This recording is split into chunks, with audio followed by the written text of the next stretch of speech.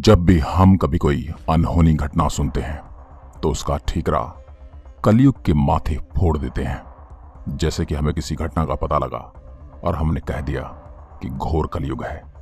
कलयुग में कुछ भी असंभव नहीं, कोई भी रिश्ते नाते यहां मायने नहीं रखते। दोस्तों, जहां कलयुग को मानव जाति का सबसे शापित युग बताया गया है, तो वहीं विष्णु पुराण में महर्षि व्यास जी ने कलयुग को सर्वश्रेष्ठ बताया है। ऐसा क्यों कहा है उन्होंने, चलिए इस वीडियो के माध्यम से जानते हैं। मित्रों, जैसा कि हम सभी जानते हैं, हिंदू धर्म में समय के कालखंड को 4 युगों अर्थात सतयुग, त्रेतायुग, द्वापर और कलयुग में बांटा गया है। सतयुग, जिसमें राजा हरिश्चंद्र हुए और उन्होंने अपने स्वप्न में दिए हुए वचन का भी पालन करते हुए अपना सर्वस्व त्याग दिया और कठिन जीवन यापन किया। यह युग सत्य का युग था। मनुष्य के भीतर वृषरूप धर्म अपने चारों पादों से युक्त होने के कारण संपूर्ण रूप में प्रतिष्ठित होता है। उसमें छल कपट या दम्भ नहीं होता। यही सतयुग कहलाता है। त्रेतायुग, किंतु त्रेता में वह धर्म अधर्म के एक पाद से अभिभूत होकर अपने 3 पादों पर ही रह जाता है और उसमें एक पाद में अधर्म मिश्रित हो जाता है। अगर आसान भाषा में समझा जाए तो मनुष्य जीवन में 25% अधर्म आ जाएगा, बाकी 75% धर्म के सहारे इस युग का जीवन आगे बढ़ेगा। इस काल में भगवान परशुराम और भगवान श्री राम ने जन्म लिया और रावण जैसे अधर्मी का वध करके पुनः धर्म की स्थापना की। द्वापर युग, द्वापर में धर्म आधा ही रह जाएगा, आधे में अधर्म आकर मिल जाता है। अगर आसान भाषा में समझा जाए तो मनुष्य जीवन में आधा अधर्म और आधा धर्म ही शेष रह जाएगा और इसी के सहारे इसी युग का जीवन आगे बढ़ेगा। इस काल में भगवान श्री कृष्ण ने जन्म लिया और अधर्म का नाश कर पुनः धर्म की स्थापना की।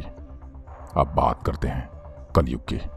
परंतु कलयुग आने पर अधर्म अपने 3 अंशों द्वारा संपूर्ण लोगों को आक्रांत करके स्थित होता है और धर्म केवल एक पाद से मनुष्य में प्रतिष्ठित होता है। प्रत्येक युग में मनुष्य की आयु, वीर्य, बुद्धि, बल तथा तेज क्रमशः घटते जाते हैं। अगर आसान भाषा में समझा जाए तो मनुष्य जीवन में 75% अधर्म आ जाएगा, बाकी 25% धर्म के सहारे ही इस युग का जीवन आगे बढ़ेगा। अगर इस एंगल से देखा जाए तो कलयुग को मानव जाति के सबसे श्रापित युग कहा जा सकता है। लेकिन विष्णु पुराण में महर्षि व्यास जी ने बताया है कि कलयुग सभी युग में सर्वश्रेष्ठ है और इसका कारण यह है कि इस युग में बाकी युगों की अपेक्षा मनुष्य बड़े ही सरलता से परमात्मा को प्राप्त कर लेता है। तो मित्रों, आइए जानते हैं कि व्यास जी के अनुसार कलयुग सभी युगों में श्रेष्ठ क्यों है। विष्णु पुराण में वर्णित कथा के अनुसार एक दिन महर्षि व्यास गंगा नदी में स्नान कर रहे थे।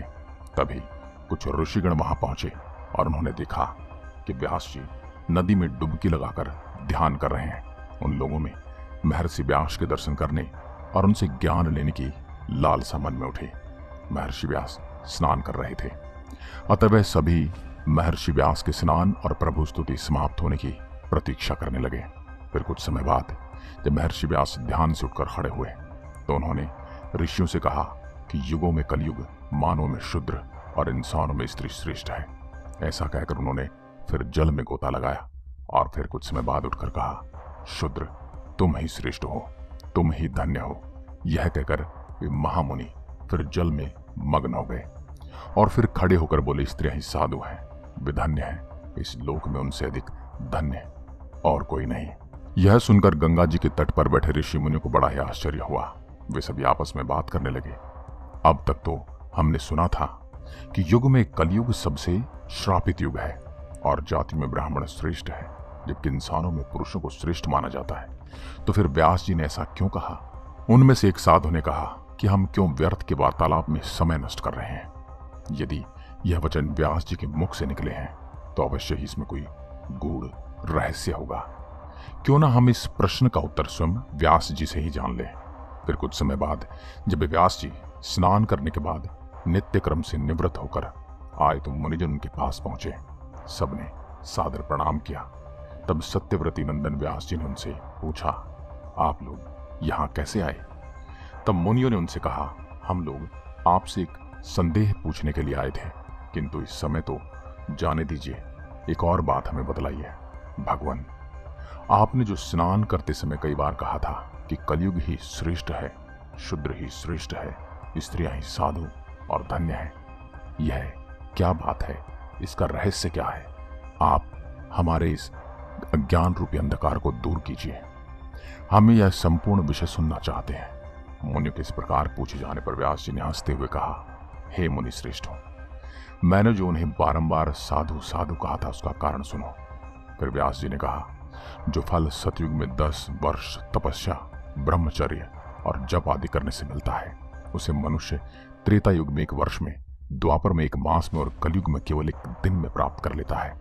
इसी कारण ही मैंने कलयुग को श्रेष्ठ कहा है।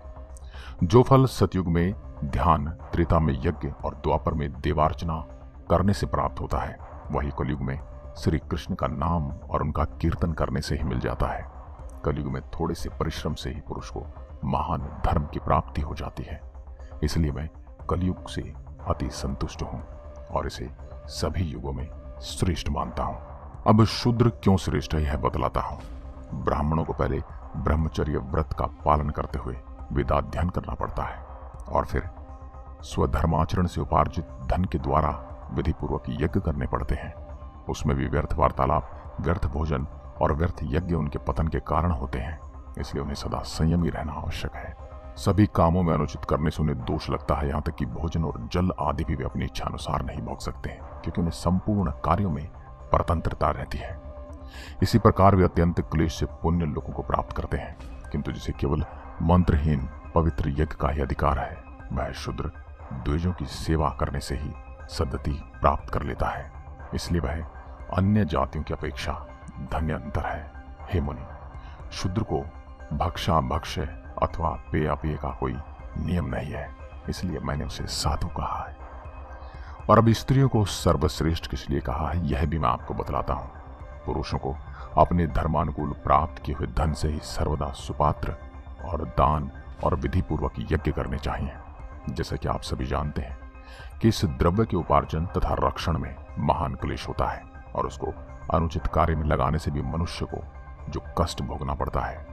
पुरुषगण इन तथा ऐसे ही अन्य कष्ट साध्य उपायों से क्रमशः प्रजापात्य आदि शुभ लोगों को प्राप्त करते हैं, किंतु स्त्रियां तो तन मन वचन से पति की सेवा करने से ही उनकी हितकारिणी होकर पति के समान शुभ लोगों को अनायास से प्राप्त कर लेती है, जो पुरुषों को अत्यंत परिश्रम से मिलते हैं। इसलिए मैंने तीसरी बार यह कहा था कि स्त्रियां ही साधु हैं। इसके अलावा महर्षि व्यास जी ने